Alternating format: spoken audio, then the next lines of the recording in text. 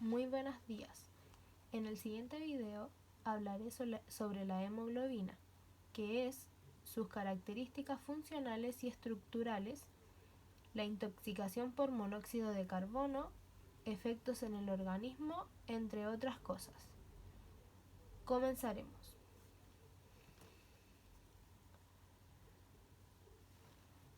La hemoglobina es una proteína formada de una estructura cuaternaria con 3 subunidades que transporta oxígeno desde los órganos respiratorios, los pulmones, hasta los tejidos del cuerpo. De la misma manera, transporta dióxido de carbono desde los tejidos hasta los pulmones, para así expulsarlo. Además, es la encargada de darle el color rojo a la sangre. La hemoglobina es una proteína conjugada con una parte proteica, que es la globina, y una parte prostética, que es el grupo hemo. La parte proteica está formada por 4 cadenas peptídicas que no son iguales entre sí. Hay 2 cadenas tipo alfa y 2 cadenas tipo beta, siendo por lo tanto una proteína heterotetramérica, es decir, compuesta por 4 subunidades que no son iguales entre sí. Las cadenas alfa están formadas por 141 restos de aminoácidos y las cadenas beta por 146. La estructura secundaria y terciaria de estas cadenas es muy similar entre ellas.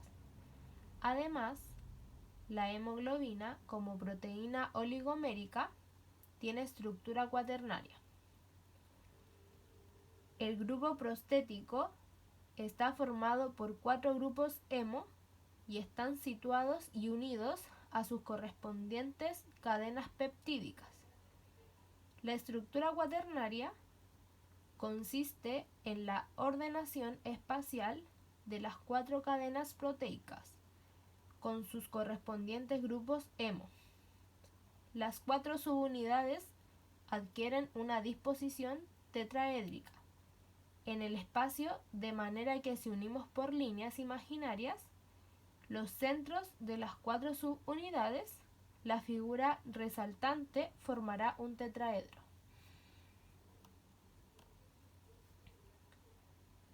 La principal función de la hemoglobina es el transporte de oxígeno, el cual es un proceso que ocurre de los pulmones a los tejidos. La hemoglobina logra transportar el 97% del oxígeno. Por el contrario, la hemoglobina cumple la función de transportar dióxido de carbono de los tejidos a los pulmones. El dióxido de carbono es un producto de desecho.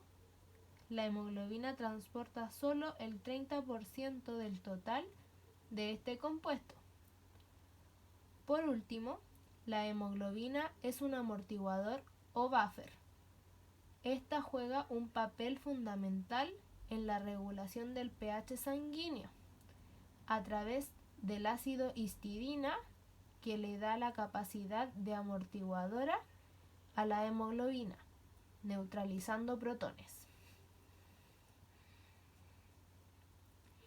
El grado de afinidad de la hemoglobina por el oxígeno puede estimarse a través de un parámetro denominado P50 o presión parcial de oxígeno, necesaria para saturar el 50% de la hemoglobina con oxígeno. Se sitúa en 27 milímetros de mercurio. Cualquier cambio en la afinidad de la hemoglobina por el oxígeno se traducirá en un desplazamiento hacia la izquierda. Supone un aumento de la afinidad, es decir, descenso de la presión parcial, y un desplazamiento hacia la derecha supone una disminución de la afinidad. es decir, aumento de la presión parcial. La afinidad por el monóxido de carbono es 250 a 300 veces superior a la afinidad por el oxígeno, por lo que una concentración del 50% se puede alcanzar con niveles de monóxido de carbono, inspirando del 0,08%. Esta situación conlleva una disminución del transporte de oxígeno a los tejidos y axonemia, además de una desviación hacia la izquierda de la curva de disociación de la hemoglobina.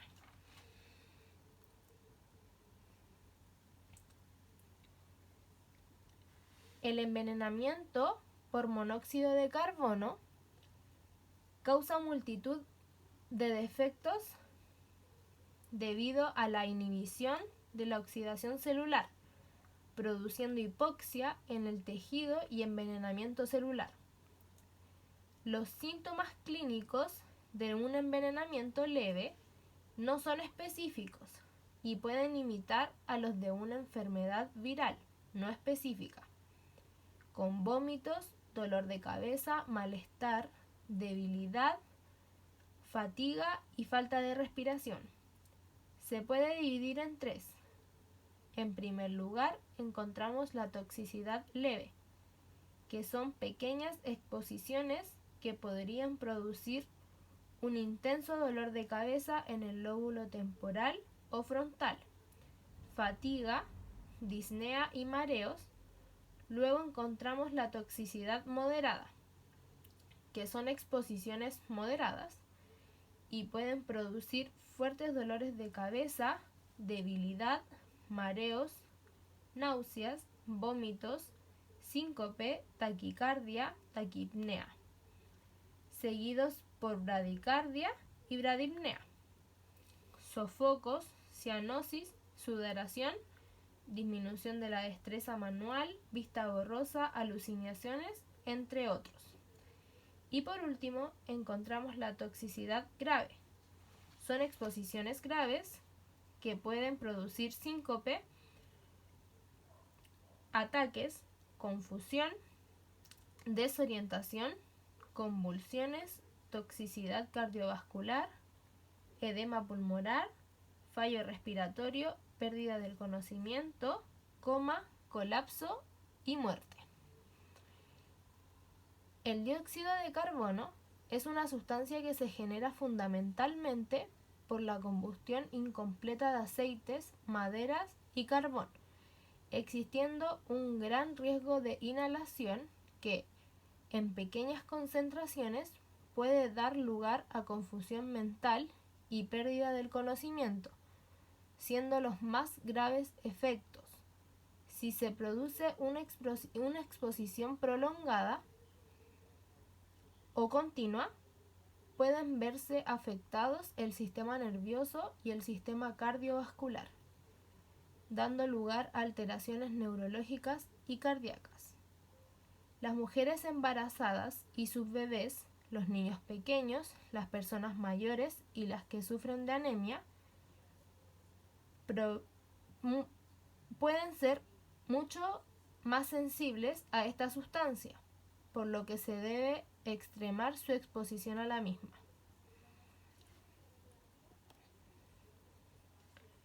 En general, cualquier combustible que contenga carbono, gas, petróleo, carbón, madera, y que sea quemada sin suficiente oxígeno como para formar dióxido de carbono, es una fuente potencial de monóxido de carbono.